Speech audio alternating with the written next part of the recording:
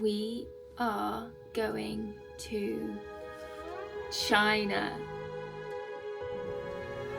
Over the next 2 weeks, we're travelling across China, one of the most populous, closely watched, and perhaps misunderstood countries on Earth.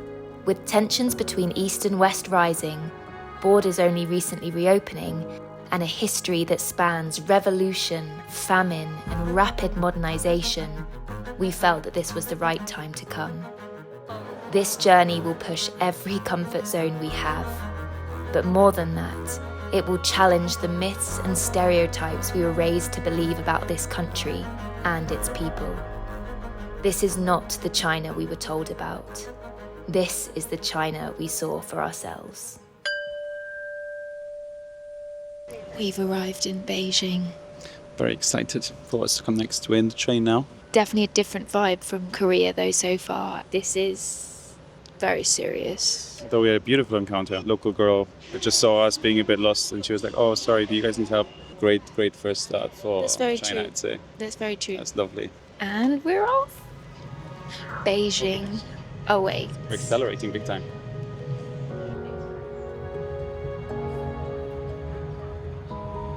We've arrived in Beijing. From Beijing. There's white fluff everywhere. Apparently it's trees. Not smog. It's really quiet. A lot of e-scooters here. It just seems quite wholesome, actually. I didn't expect that from the biggest city. Getting a lot of looks. Because you're I pretty. don't know. No, Tim. No. She's pretty. Very Lovely excited. vibe so far. Very, very peaceful. We're in our first Chinese restaurant. Is this a Cantonese restaurant? Okay, it's a Cantonese restaurant.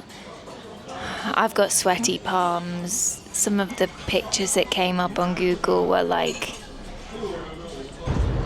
meat in a way that I've never seen it before. We've ordered, God knows what is coming, what we've ordered. The waiter was really, really lovely. And actually our first impression is that the people have been so nice. We had two street encounters where people just helped us out. We've received a lot of love. Amazing. The only thing that's strange for me is that we are getting stared at. Now, I don't know if that's just because Tim and I are really tall. We've not really seen any Westerners either, so maybe it's just more of a confused, like, what are you doing here? So that's the only thing that's, like, making me a bit on edge, I think. I love it. What's being stared at? Oh, no, just being, the odd one out. I think it's the best thing ever.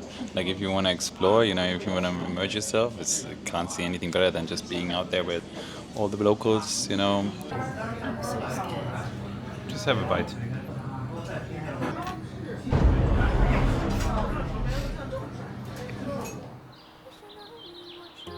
Our first 12 hours in China were a whirlwind. On one hand, it felt like Big Brother was definitely watching. Cameras everywhere, security checks on repeat. But on the other hand, strangers stopped to help us, or just smiled, waved, and welcomed us to China. But next up was a walking tour, and what really surprised us was what wasn't said. Oh, and the squatting hutong toilets. We're on a mission.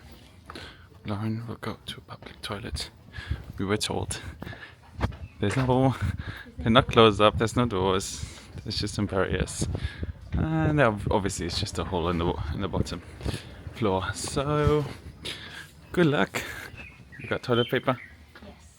Slightly traumatized by that. Not gonna lie. There's no doors. Flies everywhere. This is a bit of a culture shock. Let's go.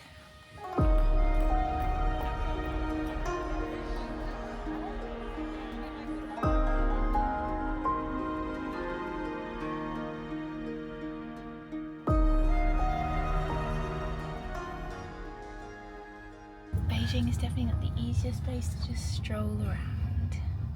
It's a car city. We did a 3-hour walking tour. Not the best, actually. Ni hao. We're going to a Peking duck place tonight with one of Tim's friends from London. Or are you too busy playing roller coaster tycoon, Timothy? I've developed a new passion for roller coaster tycoon. I'm gonna shower now, okay?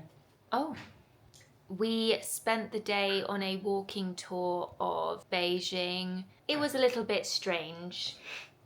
History wasn't mentioned at all, which for me is like a massive part of a walking tour. That's all I'm gonna say about that.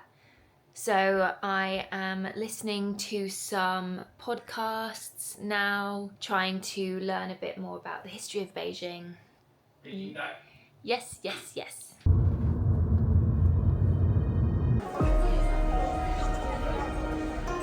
We're here in Dadong in Beijing, and we have an absolute feast in front of us. Lovely Peking duck. We've been looking forward to this the entire time, and I'm gonna tell you a little spoiler, it is amazing. Going for it. So good. The weather's really, really bad. Really bad. Torrential. So we're getting all waterproofed up. So we're going to do a tour of the Forbidden City and Tiananmen Square. Then this afternoon, I might try and find a shopping centre because I'm a bit bored of seeing myself in black. Let's go and do some tourist stuff. Absolutely freezing cold. 4-hour tour. This is hardcore. This is hardcore tourism right here.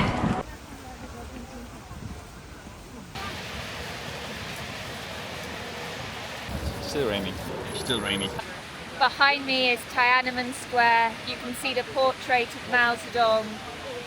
It's a miserable day. There's cameras everywhere. I've wanted to see this square for a long time, so this definitely feels like a bucket list, and who knows what's going to happen in the world. We're here in a shopping mall in Wangfujing Street in Beijing. We've been looking for some cheap clothing, and that doesn't seem to be the case. A luxury experience. It's cool. I mean, we like the design. We're still a bit tired. What are you saying, Lauren? I'm exhausted. So we might have to postpone our search a little bit. Well, stay tuned. It's 7:30 in the morning. We've just had a bit of a stressful time trying to find a bus to a less touristy part of the Great Wall. Usually people just pay the $100 for a private driver and don't bother going to this part by public transport because there's only one bus at the weekend. You have to wake up at 7:30. You just have to queue if, you know, there are loads of people. Yeah. The other thing that stressed me out this morning is that we've double booked our hotel for tomorrow night. I booked it and Tim booked it. We are on our way to see the Great Wall of China. We've come just under 3 hours outside of Beijing. We're incredibly excited. Oh, I'm so annoyed. We've come to the remote part of the wall and there's a freaking marathon here. Hopefully it won't be too disruptive.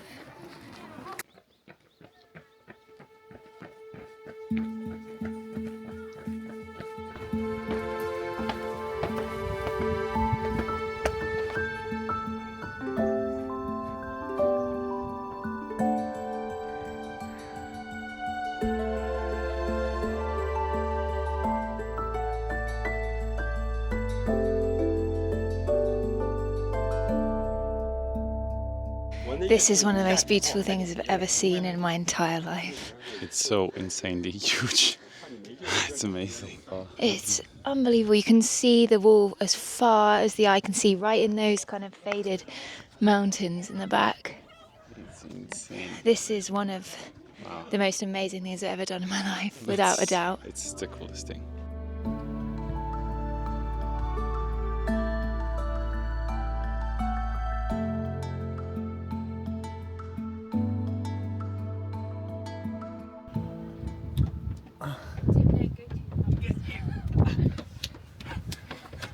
You look like Gollum. So now we're getting ready for next presentation from Lauren. The wall was created to keep invaders from the north out, particularly invaders that were on horseback, Although Tim and I are wondering, well, how did horses even get up here?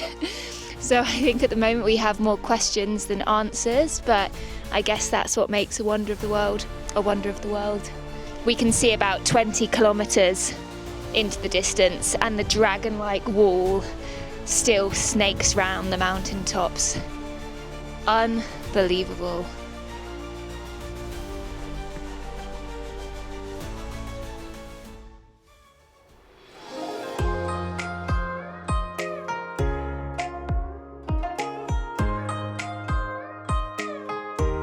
It is lunchtime. We've got squeezy Skippy and some bread. Banana. And we've got the most incredible view.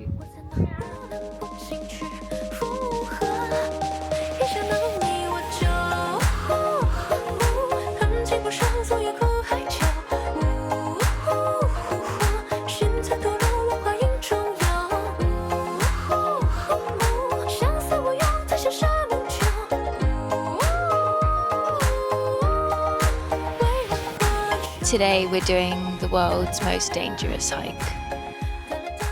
I have just been shoved with elbows